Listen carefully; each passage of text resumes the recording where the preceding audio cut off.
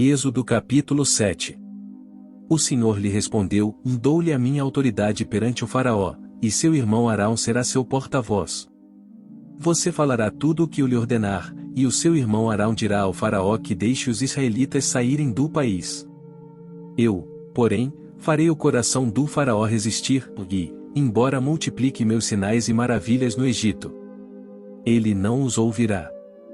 Então porei a minha mão sobre o Egito, e com poderosos atos de juízo tirarei do Egito os meus exércitos, o meu povo, os israelitas. E os egípcios saberão que eu sou o Senhor, quando eu estender a minha mão contra o Egito e tirar de lá os israelitas. Moisés e Arão fizeram como o Senhor lhes havia ordenado. Moisés tinha 80 anos de idade e Arão 83, quando falaram com o Faraó. Disse o Senhor a Moisés e a Arão: Quando o Faraó lhes pedir que façam algum milagre, diga a Arão que tome a sua vara e a jogue diante do Faraó, e ela se transformará numa serpente. Moisés e Arão dirigiram-se ao Faraó e fizeram como o Senhor tinha ordenado. Arão jogou a vara diante do Faraó e seus conselheiros, e ela se transformou em serpente. O Faraó, porém, mandou chamar os sábios e feiticeiros, e também os magos do Egito fizeram a mesma coisa por meio das suas ciências ocultas. Cada um deles jogou ao chão uma vara, e estas se transformaram em serpentes. Mas a vara de Arão engoliu as varas deles. Contudo, o coração do Faraó se endureceu e ele não quis dar ouvidos a Moisés e a Arão, como o Senhor tinha dito.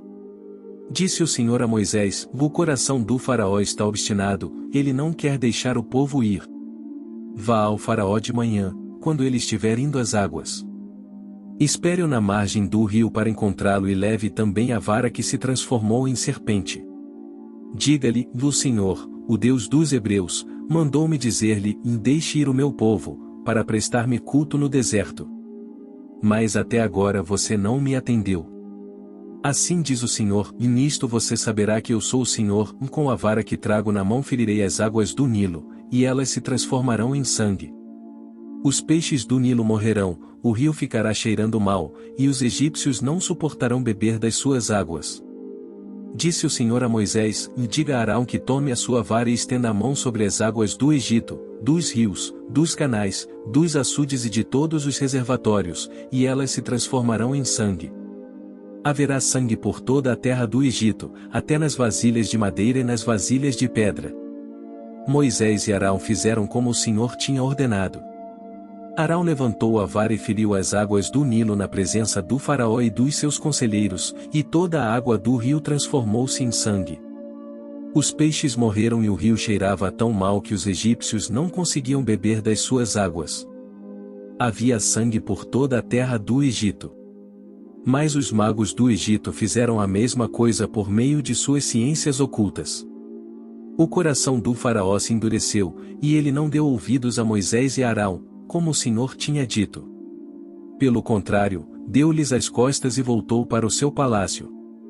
Nem assim o Faraó levou isso a sério. Todos os egípcios cavaram buracos às margens do Nilo para encontrar água potável, pois da água do rio não podiam mais beber. Passaram-se 7 dias depois que o Senhor feriu o Nilo.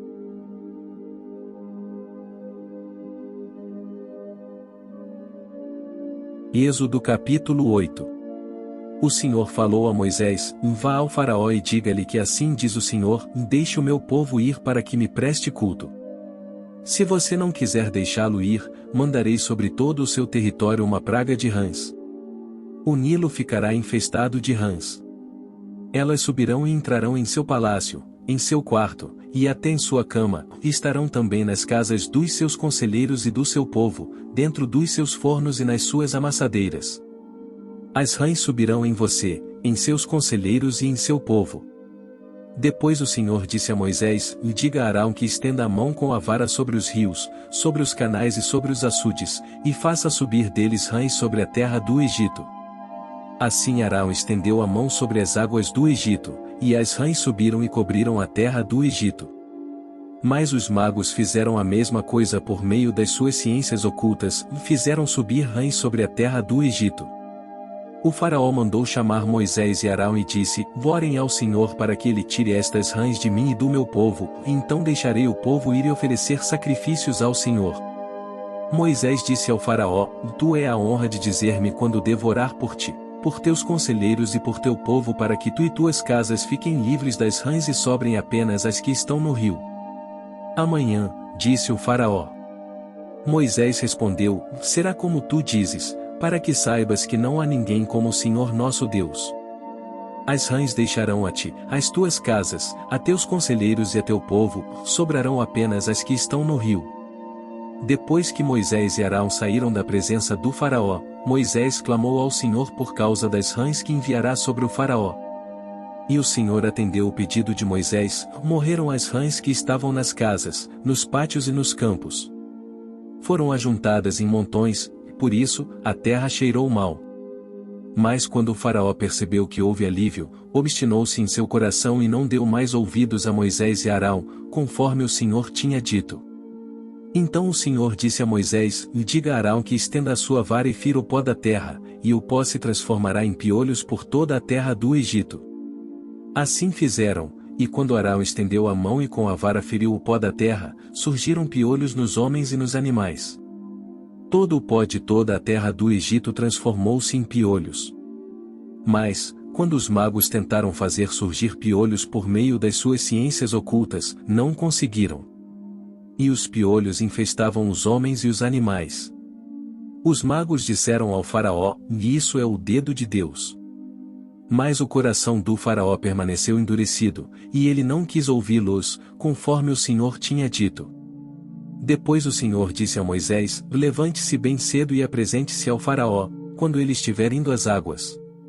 Diga-lhe que assim diz o Senhor: Deixe o meu povo ir para que me preste culto. Se você não deixar meu povo ir, enviarei enxames de moscas para atacar você, os seus conselheiros, o seu povo e as suas casas.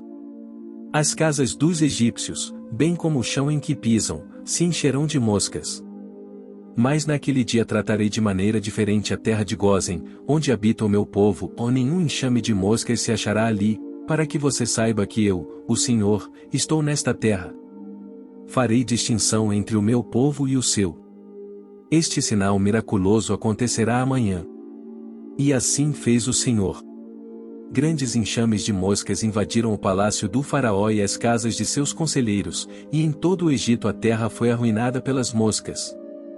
Então o faraó mandou chamar Moisés e Arão e disse: Vão oferecer sacrifícios ao seu Deus, mas não saiam do país.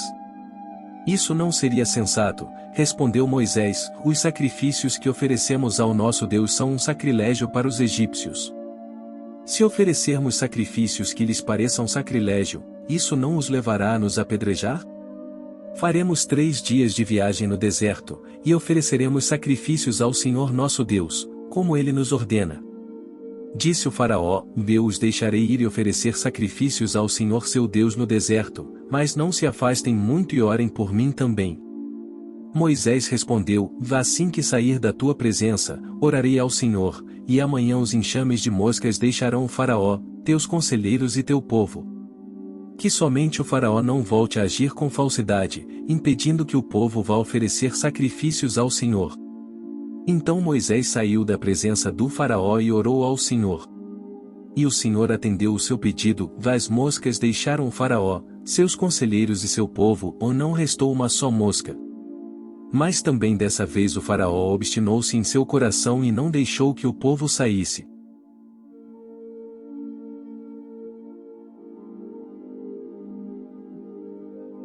Mateus capítulo 13. Naquele mesmo dia Jesus saiu de casa e assentou-se à beira-mar. Reuniu-se ao seu redor uma multidão tão grande que ele teve que entrar num barco e assentar-se nele, enquanto todo o povo ficou na praia. Então lhes falou muitas coisas por parábolas, dizendo: O semeador saiu a semear. Enquanto lançava a semente, parte dela caiu à beira do caminho, e as aves vieram e a comeram. Parte dela caiu em terreno pedregoso, onde não havia muita terra, e logo brotou, porque a terra não era profunda. Mas quando saiu o sol, as plantas se queimaram e secaram, porque não tinham raiz. Outra parte caiu entre espinhos, que cresceram e sufocaram as plantas. Outra ainda caiu em boa terra, deu boa colheita, a 100, 60 e 30 por 1. Aquele que tem ouvidos para ouvir, ouça. Os discípulos aproximaram-se dele e perguntaram: por que falas ao povo por parábolas? Ele respondeu: a vocês foi dado o conhecimento dos mistérios do reino dos céus, mas a eles não. A quem tem será dado, e este terá em grande quantidade. De quem não tem, até o que tem lhe será tirado. Por essa razão eu lhes falo por parábolas, porque vendo, eles não veem e, ouvindo, não ouvem nem entendem. Nele se cumpre a profecia de Isaías: ainda que estejam sempre ouvindo, vocês nunca entenderão, ainda que estejam sempre vendo, jamais perceberão.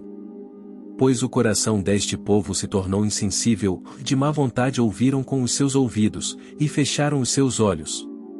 Se assim não fosse, poderiam ver com os olhos, ouvir com os ouvidos, entender com o coração e converter-se, e eu os curaria. Mas, felizes são os olhos de vocês, porque veem, e os ouvidos de vocês, porque ouvem.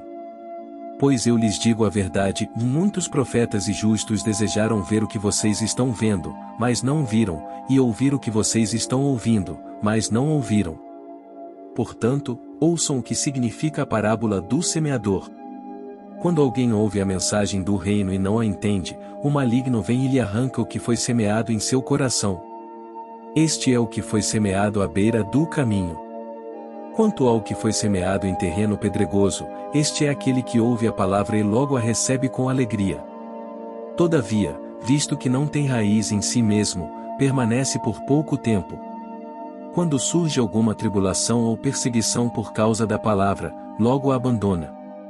Quanto ao que foi semeado entre os espinhos, este é aquele que ouve a palavra, mas a preocupação desta vida e o engano das riquezas a sufocam, tornando-a infrutífera. E, finalmente, o que foi semeado em boa terra, este é aquele que ouve a palavra e a entende, e dá uma colheita de 100, 60 e 30 por 1. Jesus lhes contou outra parábola, dizendo: o reino dos céus é como um homem que semeou boa semente em seu campo. Mas enquanto todos dormiam, veio o seu inimigo e semeou o joio no meio do trigo e se foi. Quando o trigo brotou e formou espigas, o joio também apareceu. Os servos do dono do campo dirigiram-se a ele e disseram: o senhor não semeou boa semente em seu campo? Então, de onde veio o joio? Um inimigo fez isso, respondeu ele. Os servos lhe perguntaram: o senhor quer que vamos tirá-lo? Ele respondeu: não, porque, ao tirar o joio, vocês poderão arrancar com ele o trigo. Deixem que cresçam juntos até a colheita. Então direi aos encarregados da colheita: juntem primeiro o joio e amarrem-no em feixes para ser queimado, ou depois juntem o trigo e guardem-no no meu celeiro. E contou-lhes outra parábola: o reino dos céus é como um grão de mostarda que um homem plantou em seu campo. Embora seja a menor dentre todas as sementes, quando cresce torna-se a maior das hortaliças e se transforma numa árvore, de modo que as aves do céu vêm fazer os seus ninhos em seus ramos. E contou-lhes ainda outra parábola: o reino dos céus é como o fermento que uma mulher tomou e misturou com uma grande quantidade de farinha, e toda a massa ficou fermentada. Jesus falou todas estas coisas à multidão por parábolas. Nada lhes dizia sem usar alguma parábola. Cumprindo-se, assim, o que fora dito pelo profeta: abrirei minha boca em parábolas, proclamarei coisas ocultas desde a criação do mundo. Então ele deixou a multidão e foi para casa. Seus discípulos aproximaram-se dele e disseram: explica-nos a parábola do joio no campo. Ele respondeu: aquele que semeou a boa semente é o filho do homem. O campo é o mundo, e a boa semente são os filhos do reino. O joio são os filhos do maligno. E o inimigo que o semeia é o diabo. A colheita é o fim desta era, e os encarregados da colheita são anjos. Assim como o joio é colhido e queimado no fogo, assim também acontecerá no fim desta era. O Filho do Homem enviará os seus anjos, e eles tirarão do seu reino tudo o que faz tropeçar e todos os que praticam o mal. Eles os lançarão na fornalha ardente, onde haverá choro e ranger de dentes.